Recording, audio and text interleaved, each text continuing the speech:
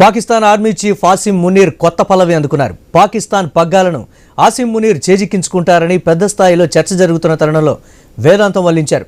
దేశాన్ని రక్షించడానికి దేవుడే తనను పంపాడని తాజాగా ఒక కార్యక్రమంలో వ్యాఖ్యానించారు.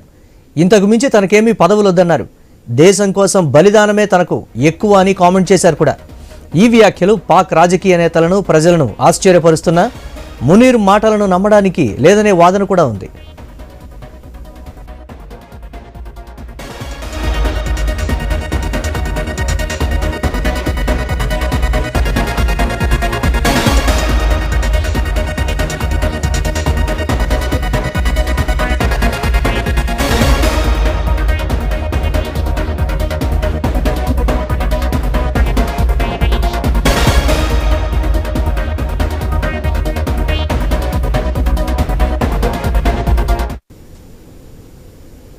అమెరికా అధ్యక్షుడు ట్రంప్తో భేటీ తర్వాత అమెరికా వరుస పర్యటనలతో ఆసిం మునీర్పై కొత్త చర్చ మొదలైంది.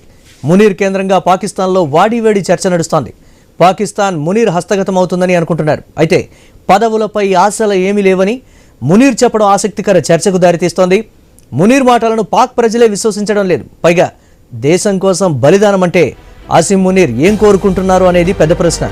పాకిస్తాన్కు అధ్యక్షుడిగా కంటే పాక్కు మత పెద్దగా ఉండాలన్నది మునీర్ కోరిక అనేది కూడా తాజా చర్చ.